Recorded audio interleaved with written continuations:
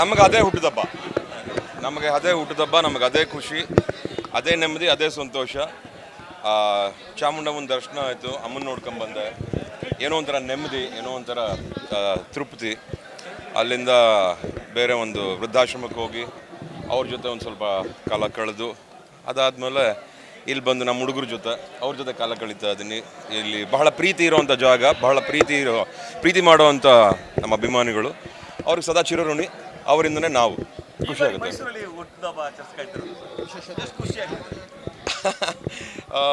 ಈ ಸಲ ಅಮ್ಮನ ದರ್ಶನ ಪಡಿಬೇಕಾಗಿತ್ತು, ಆಮೇಲೆ ಇಲ್ಲಿರೋರ್ನು ನೋಡ್ಕೊಂಡು ಹೋಗೋಣ ಅನ್ನೋ ಒಂದು ಯಾಕೋ ಮನಸ್ಸಾಗಿತ್ತು. ಈ ಸತಿ ಬಗೀರ ರಿಲೀಸ್ ಟೈಮಲ್ಲಿ ಹಲವಾರು ಕಡೆ ಓಡಾಡಿದ್ದೆ, ಎಲ್ಲ ಕಡೆ ನೋಡ್ಕೊಂಬಂದೆ. ಸೊ ಈ ಸಲ ನಾನೇ ಸ್ವಲ್ಪ ಮತ್ತೊಮ್ಮೆ ಮೈಸೂರಿಗೆ ಹೋಗಿ ಬರೋಣ ಅಂದಾಗ ಇಲ್ಲಿ ಮಿಕ್ಕಿದ್ದೆಲ್ಲ ಇವ್ರ ಅರೇಂಜ್ಮೆಂಟ್ಸು, ಇದೆಲ್ಲ ನನಗೆ ಐಡಿಯಾನೇ ಇರಲಿಲ್ಲ, ಇದೆಲ್ಲ ಈ ಥರ ಮಾಡಿದ್ದಾರೆ ಅಂತ. ನಾನು ದೇವಸ್ಥಾನಕ್ಕೆ ಹೋಗ್ಬಿಟ್ಟು ಬಂದೆ. ಆ್ಯಂಡ್ ಖುಷಿ ಆಗುತ್ತೆ.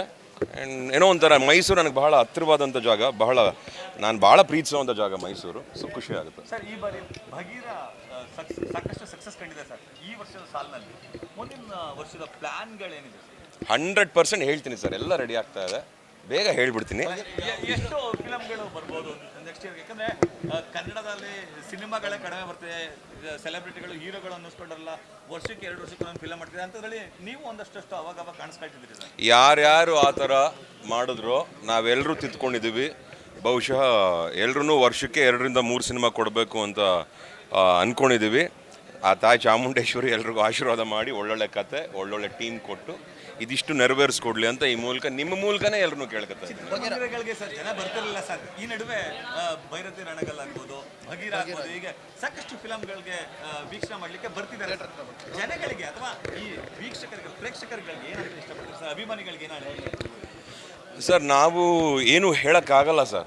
ಅವ್ರಿಗೆ ಏನು ಇಷ್ಟನೋ ಅದನ್ನೇ ಮಾಡ್ತಾರೆ. ಅವ್ರಿಗೆ ಇಷ್ಟ ಆದರೆ ನಮಗಿಷ್ಟ ಆಗುತ್ತೆ, ಅವ್ರಿಗೆ ಇಷ್ಟವಾಗಿಲ್ಲ ಅಂದರೆ ನಾವೇನೋ ತಪ್ಪಿದೆ ಅಂತ ತಿದ್ಕೊಂಡು ಮುಂದಕ್ಕೆ ಹೋಗಬೇಕೆ ಹೊರತು ನಾವು ಅವ್ರ ಬಗ್ಗೆ ಏನು ಹೇಳೋಕ್ಕಾಗಲ್ಲ. ಅಭಿಮಾನಿಗಳೇನು ನಿರ್ಧಾರ ತಗೋತಾರೋ ಅದ್ರ ಪ್ರಕಾರ ನಾವು ಉಳ್ಕೊಂಬಂದಿದ್ದೀವಿ, ಹಾಗೆ ನಮ್ಮನ್ನು ಬೆಳೆಸ್ತಾ ಇದ್ದಾರೆ. ಸೊ ಅವ್ರ ಚಾಯ್ಸ್ ಅನಿಸುತ್ತೆ at the end of the day. ನಾನು ತೆಗೆದಿದ್ದನ್ನ ನೀನು ನೋಡಲೇಬೇಕು ಅನ್ನೋದಕ್ಕಿಂತ ತೆಗ್ದಿದ್ದೀನಿ, ಒಂದು ಸತಿ ಬಂದು ನೋಡು ಅನ್ನೋದು ಬಹಳ ವಾಸಿ ಅನಿಸುತ್ತೆ. ಅದು 10 ಸಲ ಆಗ್ಬೋದು ಇಷ್ಟವಾದರೆ. ಸೊ ಹಾಗೆ ಅಂತ ಅನ್ಕೋತೀನಿ. ಬಗೀರ 2 ಬರುತ್ತೆ, ಬಂದಾಗ ಹೇಳ್ತೀನಿ. ಮಫ್ತಿ ಕೂಡ ಬರಬೇಕು ಅಂತ ಕೇಳ್ತಾರೆ ಸರ್ ಅಭಿಮಾನಿಗಳು, ಜೊತೆಗೆ ಉಗ್ರಂ ಕೂಡ ಎಕ್ಸ್ಪೆಕ್ಟ್ ಮಾಡ್ತಾರೆ ಸರ್.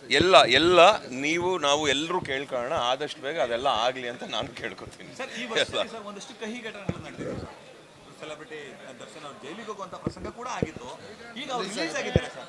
ಕನ್ನಡ ಚಿತ್ರರಂಗಕ್ಕೆ ಏನಾದ್ರು ಇನ್ನು ಮುಂದೆ ಏನಾದರೂ ಒಳ್ಳೆ ದಿನಗಳು ಬರ್ಬೋದಾ? ಹೇಗೆ ಏನು ಹೇಳ್ತೀರಿ ಸರ್ ಈ ಸಂದರ್ಭಕ್ಕೆ? ಕೆಟ್ಟದ್ದು ಬರೋದೆ ಒಳ್ಳೆ ದಾರಿಗೆ ಕರ್ಕೊಂಡು ಹೋಗೋಕ್ಕೆ, ಒಳ್ಳೆ ದಿನಗಳನ್ನ ತೋರ್ಸೋಕ್ಕೆ. ಬಹುಶಃ ಏನೇ ನೋವಾಗಿದ್ರು ಇವತ್ತು ಎಲ್ರಿಗೂ ಒಂದು ನೆಮ್ಮದಿ ಹಾಗೂ ಸಮಾಧಾನ ಸಿಕ್ಕಿದೆ ಎಲ್ರಿಗೂ. ಎಲ್ಲ ಕಡೆ ಹೇಳಿದ್ದೀನಿ, ಮತ್ತೊಮ್ಮೆ ಹೇಳ್ತೀನಿ, ಕಾಲಾಯ ತಸ್ಮೈ ನಮಃ. ಎಲ್ಲದಕ್ಕೂ ದೇವ್ರು ನೋಡ್ಕೊತಾನೆ, ಅವ್ನು ಉತ್ತರ ಕೊಡ್ತಾನೆ, ಎಲ್ರಿಗೂ ಒಳ್ಳೆದಾಗುತ್ತೆ.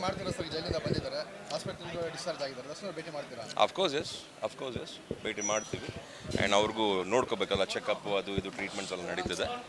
ಆ್ಯಂಡ್ ಆದಾಗ ಸಮಯ ಇಬ್ರಿಗೂ ಆದಾಗ ಭೇಟಿ ಮಾಡ್ತೀವಿ. ಬಟ್ ಅವರು ಆರೋಗ್ಯವಾಗಿದ್ದಾರೆ, ಎಲ್ಲ ಚೆನ್ನಾಗಿರಲಿ, ಎಲ್ಲರೂ ನೆಮ್ಮದಿಯಾಗಿರಲಿ, ಎಲ್ರಿಗೂ ಒಳ್ಳೆಯದಾಗಲಿ, ಅಷ್ಟು ಮಾತ್ರ ಹೇಳ್ತೀವಿ. ಸರ್, ಮಲ್ಟಿ ಸ್ಟಾರ್ಗಳ ಫಿಲಮ್ಗಳು ಕನ್ನಡದಲ್ಲಿ ಕಡಿಮೆ ಸರ್. ನೀವು ಮತ್ತೆ ಶಿವರಾಜ್ ಕುಮಾರ್ ಒಂದು ಫಿಲಮ್ ಮಾಡಿದ್ರಿ ಸರ್, ಮಫ್ತಿ, ಆ ಥರದ್ದು ರೇರ್ ಸರ್. ಆ ಥರದ ನಟರ ಜೊತೆ ನೀವು ಸ್ಕ್ರೀನ್ ಶೇರ್ ಮಾಡ್ಕೊಳ್ಳೋಂಥದ್ದು ಮುಂದಿನ ದಿನಗಳಲ್ಲಿ ಸುದೀಪ್ ಅವ್ರ ಜೊತೆ ಆಗ್ಬೋದು, ದರ್ಶನ್ ಅವ್ರ ಜೊತೆ ಆಗ್ಬೋದು, ಯಶ್ ಅವ್ರ ಜೊತೆ ಆಗ್ಬೋದು, ಈ ಥರದ ವ್ಯವಹಾರ ಇದೆಯಾ ಸರ್? ನಟರಿಂದ ಸಿನಿಮಾ ಕತೆ ಅಲ್ಲ ಸರ್, ಕತೆಯಿಂದ ನಾವು ನಟರು.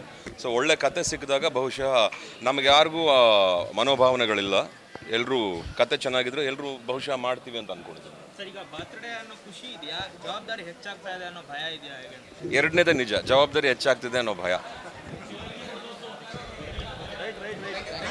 Thank you.